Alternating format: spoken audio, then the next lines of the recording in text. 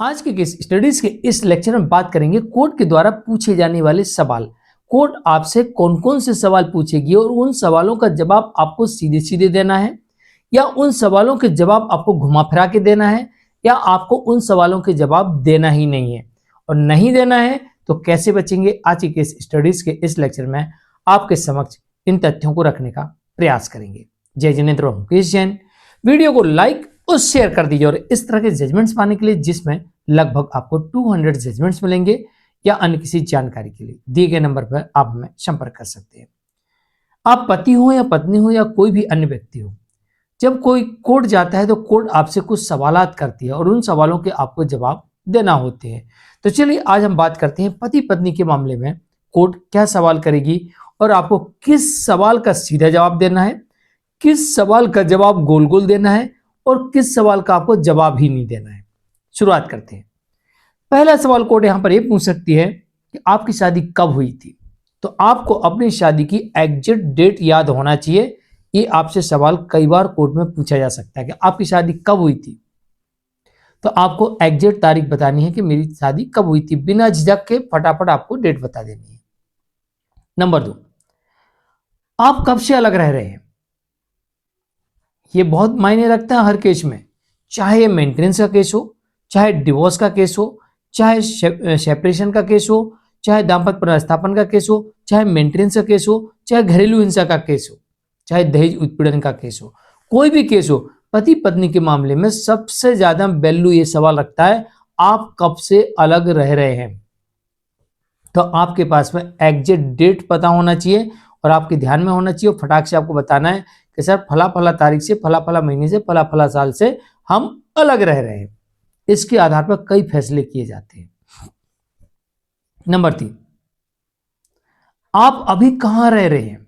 ये पति से भी पूछा जा सकता है, पत्नी से भी पूछा जा सकता है कि इस वक्त आप अभी कहां रह रहे हैं। और यह सवाल पूछने का मकसद ये होता है कोर्ट का कि भाई एग्जैक्ट पता तो लगे कि भाई कोई किसी गर्लफ्रेंड के साथ रह रहा है या बॉयफ्रेंड के साथ रह रहा है या कहीं जॉब कर रहा है, कहां रह रहे हैं। कई बार के ऐसे सवाल पूछे जाते हैं और इस सवालों के जवाब देने के लिए हम पहले से प्रिपेयर नहीं होते और एकदम से मुंह से सच निकल जाता और कोर्ट के सामने सच आ जाता है। तो हम कहां रह रहे हैं ये सवाल भी कोर्ट आपसे पूछती है और आपको बताना है हम कहां रह रहे हैं। लेकिन ध्यान रहे, अगर आपने गलत लोकेशन बता दी या आपने गलत लोकेशन से केस किया और सच बोल दिया तो आपका इस लोकेशन के आधार पर केस डिसमिस हो सकता है, क्षेत्राधिकार फंस सकता है इसमें और केस डिसमिस हो सकता है। इसलिए इस सवाल का जवाब सोच समझकर शांतिपूर्वक दीजिए और पहले से आपको रटा हुआ होना चाहिए कि मैं कहां रहता हूं और मैंने कहां से केस किया। क्षेत्राधिकार ना फंसे, नहीं तो आपको बड़ी दिक्कत हो सकती है, केस डिसमिस हो सकता है। नंबर 4, इस शादी से आपके कितने बच्चे हैं और उनका खर्चा कौन उठा रहा है। यह सवाल भी कोर्ट पूछ सकती है। तो आपके पास इसका प्रॉपर जवाब होना चाहिए। बच्चे किसके पास हैं, कहां पढ़ रहे हैं, उनकी देखरेख कौन कर रहा है, आपको डिटेल में सब बताना है। और साथ ही उनका खर्चा मैं उठा रहा हूं या इनसे ले रहे या मैं कर्ज लेके खर्चा चला रही, चाहे पत्नी हो चाहे पति हो। इस सवाल का जवाब आपको स्पष्ट देना है। नंबर 5, आपकी इनकम क्या है, इनकम ऑफ सोर्स क्या है, एसेट क्या है। यह सवाल भी कोर्ट आपसे पूछेगी। आपके खर्चे नहीं पूछेगी, खर्चे क्या है, लोन क्या है, किससे उधार ले, ये नहीं पूछने वाली। कोर्ट पूछेगी आपकी इनकम क्या है, इनकम ऑफ सोर्स क्या है, आपकी संपत्तियां क्या है। आपको इनके साथ साथ अपने एक्सपेंसेस की जानकारी भी देना, अपनी लायबिलिटीज की जानकारी भी देना है। ध्यान रखिएगा, देनदारियां और खर्चे दोनों जानकारी आपको डिटेल में बतानी है, इनकम के साथ साथ संपत्तियों के साथ साथ स्पष्ट जवाब देना है। और इसका तो आपको मेंटेनेंस के केस में पूरा डिटेल में प्रॉफिट एवं लॉस अकाउंट बना के देना है और बैलेंस शीट बना के देना है।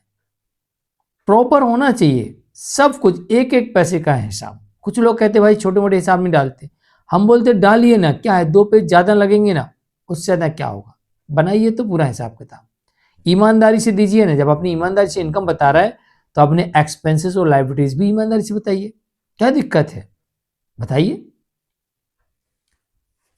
नंबर 6, इसमें आपने क्या आरोप लगाए हैं? जो आपने केस फाइल किया है, इसमें आपने आरोप क्या लगाए हैं? ये आपसे पूछा जा सकता है। आप वहां ये नहीं कह सकते साहब पढ़ लीजिए, साहब तो पढ़ ही लेंगे। आपसे पूछा जा सकता है कि आपके आरोप क्या हैं। इससे यह पता लगता है कि जो आपने आरोप लगाए हैं सच क्या है। अरे कोई घटना घटी आपके साथ, तो कोई भी कभी भी आपसे पूछे, आप फटाक से बता दोगे। आपने झूठी लिखाई होगी तो आप पकड़े जा सकते हो। तो कोर्ट अंदाजा लेती है कि आप सच बोल रहे हैं कि झूठ बोल रहे हो, तो कोर्ट आपसे पूछ सकती है आपने इसमें आरोप क्या लगाए हैं। क्या आपके किसी केस में स्टे है, ये भी कोर्ट आपसे पूछ सकती है। तो अगर किसी केस में स्टे लगा हुआ है तो वो भी कोर्ट को बताना है, और आपने इस केस में आरोप क्या लगाए हैं वो भी आपको बताना है, और आपने कोई केस किया है तो वो भी आपको बताना है। ये पूछ सकती है कोर्ट, क्या आपने और कोई केस किया, आप पर कोई केस है, तो ये भी जानकारी आपके पास होना चाहिए, और ये जानकारी आपको स्पष्ट बतानी है। नंबर 8, आपको क्या रिलीफ चाहिए? आपको क्या रिलीफ चाहिए? तो इधर उधर की बातें नहीं करना, स्पष्ट रिलीफ मांगना कि भाई मैंने केस क्यों किया। तो जिस केस में आप खड़े हैं उस केस की जानकारी आपको होना चाहिए कि मैंने इसमें डिमांड क्या किया है। मैंने इसमें स्टे मांगा है, मैंने इसमें दाम्पत्य पुनर्स्थापन मांगा है, मैंने इसमें तलाक मांगा है, मैंने इसमें सजा मांगी है, मैंने इसमें मेंटेनेंस मांगा है, मैंने इसमें कंपनसेशन मांगा है, मैंने इसमें लिटिगेशन चार्ज मांगे हैं। मैंने मांगा क्या है, ये आपको पहले से पता होना चाहिए कि आप जिस केस में हैं उस केस में आपने मांगा क्या है। आप लोग एक साथ बहुत सारे केस कर देते हो ना, तो कई बार कंफ्यूज हो जाते हो। इसलिए मैं अक्सर कहता हूं केस मुद्दे का करो, बात मुद्दे की रखो, केस लिमिटेड करो, लिमिटेड आरोप हो और उन आरोपों के सबूत हो तो ज्यादा बेहतर है। ज्यादा लंबी रामायण लिखने से कोई फायदा नहीं, ज्यादा केस करने से कोई फायदा नहीं। अगर आप साबित करने के लिए हमारे पास सबूत नहीं तो कोई मतलब नहीं। तो वही चीज लिखें जिसका सबूत हो, वही चीज की डिमांड करें जो हमें याद रहे। क्योंकि हम जो कोर्ट में खड़े हों, कोर्ट हमसे पूछे आपने क्या मांगा, तो हमें पता होना चाहिए हमने इस एप्लीकेशन में मांगा क्या है और किस आधार पर मुझे मिलना चाहिए, और मैं कैसे प्रूव करूं कि कोर्ट आदेश कर दे कि हाँ दिया। नंबर 9, एविडेंस क्या है? कोर्ट आपसे पूछ सकती है कि आप ये रिलीफ मांग रहे हो हमसे, तो फिर रिलीफ को हम आपको दें उस वक्त जब हमें सबूत दिखाओ। तो आपका सबूत क्या है? तो उस रिलीफ के बदले आपके पास में एविडेंस होना चाहिए। एविडेंस के आधार पर कोर्ट रिलीफ अलाउ कर सकती है। तो पूछ सकती है कोर्ट सबूत क्या है आपके पास, और कई बार पूछती है कोर्ट क्या सबूत है इसका, और सबूत दिखाना पड़ता है। नंबर 10, कई बार ऐसा भी देखा जाता है कोर्ट अलग अलग केसेस में अक्सर पति पत्नी के मामले में कहती है आप मैच्योर कर लीजिए ना, आउट ऑफ कोर्ट कर लीजिए ना सेटलमेंट। कोर्ट चाहती है कि सेटलमेंट के आधार पर, क्योंकि आपके 4 केस आपके चल रहा है, 4 केस उसके चल रहा है, चल रहे हैं 8-10 केस। कोर्ट चाहती है कि इतना सारा झमेला पालने से अच्छा है कि भाई सेटलमेंट कर लो, एक ही साथ सारे झमेले खत्म हो जाएंगे। आउट ऑफ कोर्ट आप सेटलमेंट कर लो, मैच्योर डिवोर्स में आ जाओ, और सुप्रीम कोर्ट के दिशा निर्देशों के अकॉर्डिंग आपको मैच्योर डिवोर्स दे देंगे। तो ये आपको स्पष्ट विजन रख के चलना है कि हाँ ठीक है हम मैच्योर में बात करने के लिए तैयार हैं। लेकिन इसमें एक बात का ध्यान रखना है कि आप मैच्योर में, मान लीजिए पति है और पति मैच्योर में 10 लाख रुपए देना चाहता है, तो उसको 3 लाख से स्टार्ट करना चाहिए। खैर ऐसी बातें कैमरे पे नहीं बोली जाती है, क्योंकि मोलभाव होगा यहाँ पर। जैसे हम सब्जी बाजार में जाते ना, तो सब्जी वाला बोलता 20 रुपए किलो, हम बोलते 10 दे रहा है क्या, तो बोलते अच्छा चलो 15 ले लो, हम बोलते नहीं हम तो 10 ही लेंगे, बोलते अच्छा 12 में ले जाओ। तो ऐसा अब वाइफ आपके साथ कितनी बार्गेनिंग करती है और कितने पे सेटलमेंट करती है, और पत्नी भी जितना अमाउंट मांगती है आमतौर पर वो भी इसी तरीके से मांगती है। उसको अंदाजा है कि 10 लेना है तो वो बोलेगी 25 चाहिए मेरे को। तो इस तरीके से आपके उसमें मूलभाव भी होता है। तो वहां पर कोर्ट में इस बात को आप घुमा फिरा के साहब मैं 3 लाख दे सकता हूं, अब कोर्ट कहेगा भाई 3 लाख तो बहुत कम है, क्या होगा इसमें, बढ़ाओ इसको, कितना दोगे और बोलो। 3 के साहब 3.5 कर देंगे, नहीं 5 लाख दो, तो नहीं नहीं नहीं साहब हम तो और 10 लाख लेंगे, नहीं 10 लाख नहीं मिलेंगे, इतना नहीं हो सकता। सेटलमेंट अमाउंट लो, ऐसा लो, रीजनेबल लो, जो वो दे सके तुम ले सको। चलो 5 लाख में डन करो। तो उधर से वो 10 मांग रहे थे, आपने 3 से स्टार्ट किए और 5-7 लाख में सेटलमेंट हो जाएगा आपका। तो कोर्ट इस तरीके से आपके अमाउंट में सेटलमेंट भी करवा देती है। तो एकदम से आपको वो अमाउंट नहीं बोलना है जो आपको देना है, जो आपकी कैपेसिटी है। आपकी कैपेसिटी 10 लाख की है तो आपको 3-4 लाख से स्टार्ट करना है, ताकि 10 लाख तक आपका पहुंचे और कोर्ट सेटल कर दे।